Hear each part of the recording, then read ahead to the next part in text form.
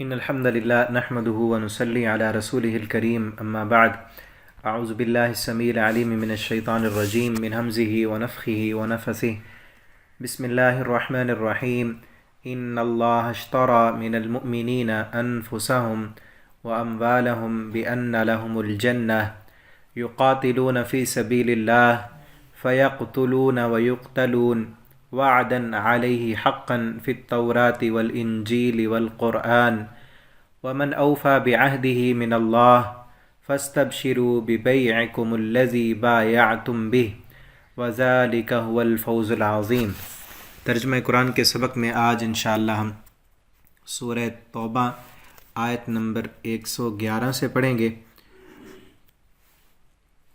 ان اللہ اشترا، بے شک اللہ تعالیٰ نے اشترا خرید لیا من المؤمنین مومنوں سے انفسہم ان کی جانوں و اموالہم اور ان کے مال کے بدلے میں بأن لہم الجنہ کہ بے شک ان کے لیے جنت ہے۔ یہ چیز اللہ نے مومنوں کی جانیں بھی اور ان کے مال بھی خرید لیے ہیں اور بدلے میں کیا دی ہے؟ جنت۔ اس آیت میں اللہ رب العالمین نے ایسے سمجھے کہ جنت کی قیمت بیان کی ہے کہ جنت اللہ فرماتے ہیں ہم نے بیچ دی، جنت بیچ دی۔ قیمت کیا ہے؟ مومنوں کی جانیں اور مومنوں کے مال۔ پہلی قیمت یہ ہے کہ ایمان ہو، ایمان اللہ پر، اللہ کی ذات پر، اللہ کی جنت اور جہنم پر، مرنے پر، مر کر اٹھنے پر، اسی جنت پر جو جنت بک چکی۔ مومن ہو، ایمان ہو، اور پھر وہ مومن کلمہ پڑھنے والا، اللہ کو ایک ماننے والا، اللہ کی وحدانیت پر ایمان رکھنے والا، وہ بندہ پھر اپنی جان دے دے اللہ کو، اللہ کے دین کے لیے، اللہ کی توحید کے لیے، اللہ کے کلمے کو اس زمین پر پھیلانے کے لیے اپنی جان اللہ کے راستے میں قربان کر دے اور شہید ہو جائے، بدلے میں اس کے لیے جنت ہے۔ اور اپنا مال، خون پسینے کی کمائی وہ اللہ کے دین کے لیے خرچ کر دے، بدلے میں اس کے لیے کیا ہے؟ جنت۔ یقاتلون فی سبیل اللہ، آگے وضاحت کی گئی ان کی کہ ایسے مومن جن کو اللہ نے جنت بیچ دی ہے وہ کیا کرتے ہیں؟ یقاتلون، وہ قتال کرتے ہیں، فی سبیل اللہ، اللہ کے راستے میں، فیقتلون، پس وہ لڑتے ہیں، ویقتلون، اور وہ قتل کر دیے جاتے ہیں۔ وہ جا کر اللہ کے لیے اللہ کے دشمنوں سے، کافروں سے لڑائی کرتے ہیں اور پھر اس لڑائی میں وہ قتل کر دیے جاتے ہیں، تو ان کا بدلہ کیا ہے؟ وعدن علیہ حقا، وعدہ ہے علیہ ان کے ساتھ، حقاً سچا، ایسے لوگوں کے ساتھ سچا وعدہ ہے۔ اور جیسا کہ ہم پڑھ رہے ہیں پیچھے جو واقعہ اس صورت میں چل رہا ہے وہ غزوہ تبوک کا ہے، اور ہم پڑھ چکے کہ تبوک کے موقع پر صحابہ کرام نے کس قدر اپنا مال خرچ کیا۔ حضرت ابوبکر صدیق سارے گھر کا سامان لائے، حضرت عثمان نے کئی گھوڑے، کئی اونٹ لدے لدائے دیے، بہت سارا سامان دیا۔ جن کے پاس کچھ نہیں تھا مومن، انہوں نے مزدوریاں کر کے اللہ کے لیے سامان خرچ کیا، اور پھر اپنی جانیں بھی لے کر اللہ کے راستے میں نکل کھڑے ہوئے۔ تو اللہ نے ان کے لیے فرمایا، ان صحابہ کرام کے لیے، کہ انہوں نے تو جنت کے لیے سب کچھ کیا ہے، اور یہ وعدہ سچا تورات میں بھی ایسے مومنوں کے لیے وعدہ کیا گیا، انجیل میں بھی، قرآن میں بھی۔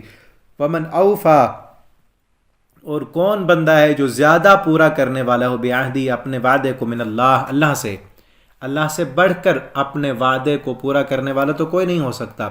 فاستبشروا، پس خوشخبری دو ان کو، ببیعکم الذی بایعتم بہ، ایسی تجارت کرنے والوں کو کہ جنہوں نے اپنا مال اللہ کو دے دیا، جنہوں نے اپنی جان اللہ کو دے دی، ایسا سودا کرنے والے جنہوں نے یہ بایعتم بہ، جنہوں نے یہ بے کی ہے، جنہوں نے یہ سودا کیا اللہ کے ساتھ کہ انہوں نے اپنا مال اللہ کو دے دیا۔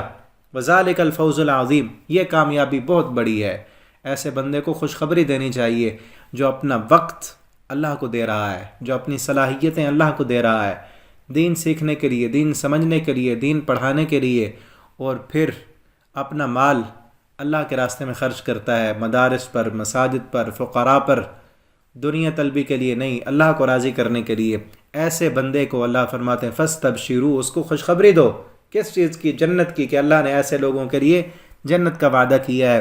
اللہ سے دعا ہے اللہ رب العالمین ہمیں بھی ان لوگوں میں شامل فرما دیں کہ جو اپنا مال، اپنا وقت، اپنی جان، اپنی صلاحیت سب کچھ اللہ کے لیے قربان کرتے ہیں، اور ان کے لیے اللہ نے جنت کا وعدہ کیا ہے۔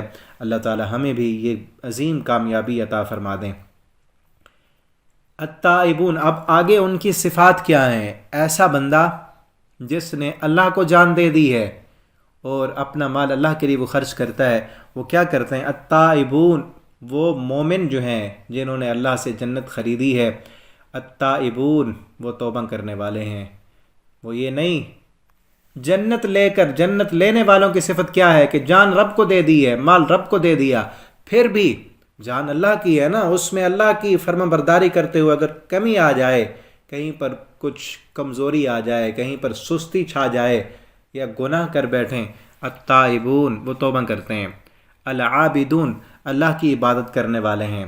الحامدون، اس رب کی حمد و ثنا بیان کرنے والے، صبح شام ذکر کرنے والے، اللہ کا کھا کر اللہ کا شکر کرنے والے۔ السائحون، روزہ رکھنے والے، اور بعض نے اس کا ترجمہ کیا ہے سیر و سیاحت، اللہ کی زمین پر گھوم کر اللہ کی عجائب اور قدرت کے نظارے دیکھ کر اللہ کا شکر کرنے والے، اور السائحون کا معنی روزہ رکھنے والے بھی۔ الراکعون، رکوع کرنے والے۔ الساجدون، سجدہ کرنے والے۔ الآمرون بالمعروف، وہ حکم دینے والے ہیں بالمعروف، نیکی کا۔ والناہون عن المنکر، اور روکنے والے ہیں گناہوں سے۔ والحافظون لحدود اللہ، اور وہ حفاظت کرنے والے ہیں اللہ کی حدوں کی۔ وبشر المؤمنین، ایسے مومنوں کو اللہ فرماتے ہیں کہ جنت کی خوشخبری دے دو۔ اگر آج اس آیت پر غور کریں اور دیکھیں کیا ہمارے اندر یہ خوبیاں ہیں تو خوشخبری ہے، اگر خوبیاں نہیں ہیں تو اپنے اندر یہ صفات پیدا کیجیے۔ التائبون، توبہ کرنے والے، صبح اٹھ کر تہجد کے وقت اپنے گناہوں کی معافی مانگیں، اور اس کے لیے یہ بھی ضروری نہیں، توبہ کے لیے ضروری نہیں ہے کہ بندہ گناہ ہوا ہے تو پھر توبہ کرے، بغیر گناہ کے اللہ سے معافیاں مانگنے والے۔ صحابہ سے گناہ تھوڑی ہوتے تھے، یہ تو ہم ہیں، ہماری زندگیاں گناہوں سے بھری ہوئی ہیں، پھر بھی معافی کا نام نہیں۔ ان کے گناہ نہیں تھے پھر بھی توبہ کرتے تھے۔ قرآن میں ہے نا، یا ایھا الذین آمنوا توبوا الی اللہ توبۃ نصوحا، اے ایمان والا توبہ کرو۔ یہاں سے کئی محدثین نے، مفسرین نے یہ لکھا ہے کہ توبہ لازم ہے، توبہ کے لیے گناہ ضروری نہیں ہے، توبہ کریں، ہر روز تہجد کے ٹائم اٹھیں، اللہ سے معافی مانگیں، نماز میں اللہ سے معافی مانگیں۔ اب ہر نماز کے بعد نبی صلی اللہ علیہ وسلم نماز کا جب سلام پھیرتے تو کیا پڑھتے؟ اللہ اکبر، استغفر اللہ، استغفر اللہ۔ نماز ہی پڑھی ہے، نماز کے بعد کیا کہتے ہیں؟ استغفر اللہ، اللہ ہمیں معاف کر دے۔ اللہ کی فرما برداری میں اگر کہیں کمی آ گئی ہو، کہیں نقص رہ گیا ہو، اللہ تیری شان کے لائق اگر ہماری عبادت نہ ہوئی ہو تو ہماری اس کوتاہی کو معاف کر دینا۔ تو التائبون، توبہ کرنے والے بنے، اللہ کی عبادت گزار بنے، اللہ کی حمد و ثنا کرنے والے بنے۔ السائحون، روزہ رکھنے والے بنے، نفلی روزوں کا بھی اہتمام کریں۔ رکوع، لمبے رکوع۔ ساجدون، سجدہ، یہاں عبادت تو آ گئی نا، نماز شامل ہے۔ اس رکوع اور سجدے سے مراد ہے کہ نفلی عبادت کریں۔ اشراق، فجر کی نماز پڑھ لی تو اشراق پڑھیں، چاشت کی نماز پڑھیں، سنتوں کا اہتمام کریں اور نوافل کثرت کے ساتھ پڑھیں۔ اور پھر اگلی صفت آمرون بالمعروف، لوگوں کو نیکی کا حکم دیں۔ جس طرح قرآن کے اسباق آپ تک پہنچ رہے ہیں، اسی کو آگے آپ فیس بک پر، واٹس ایپ پر دوستوں تک پہنچائیں تاکہ آپ بھی اس میں شامل ہو جائیں، نیکی کا حکم دیں۔ آج ان چیزوں کو پھیلانا سوشل میڈیا پر بڑا آسان ہے، جس طرح گناہ بھی پھیلتے جا رہے ہیں۔ ہم یہ دیکھیں کہ کہیں ہم گناہ پھیلانے والے تو نہیں بن رہے۔ کوئی بھی چیز اس کو لائک کرنے، اس کو شیئر کرنے، اس کو واچ کرنے سے پہلے دیکھ لیں کہ وہ کیا ہے، کہیں ہمارے کھاتے میں گناہ تو نہیں لکھے جائیں گے، گناہ جاریہ تو نہیں۔ گناہ جاریہ ہے نا، ایک چیز غلط ہے آپ نے شیئر کر دی، جہاں تک جاتی رہے گی وہ گناہ کھاتے میں لکھا جاتا رہے گا۔ تو اس لیے نیکی کا حکم دیں، دوسروں تک قرآن پہنچائیں، احادیث پہنچائیں، اور والناہون عن المنکر، جہاں بھی اللہ کی نافرمانی والا کام ہو ان کو روکیں، زبان سے، اخلاق سے، تحریر سے، قلم سے، تقریر سے، جیسے روک سکتے ہیں ان کو روکیں۔ والحافظون لحدود اللہ، اور اللہ کی حدوں کی حفاظت کرنی ہے۔ اللہ کی حدیں کیا ہیں؟ جو چیزیں اللہ نے حرام کی ہیں، وہ اللہ کی بنائی ہوئی حدود ہیں، خود بھی ان حرام کردہ چیزوں سے رکتے ہیں، اور اپنے دوستوں کو، رشتہ داروں کو، اپنی اولاد کو، ان کو بھی اللہ کی حرام کردہ چیزوں سے روکتے ہیں۔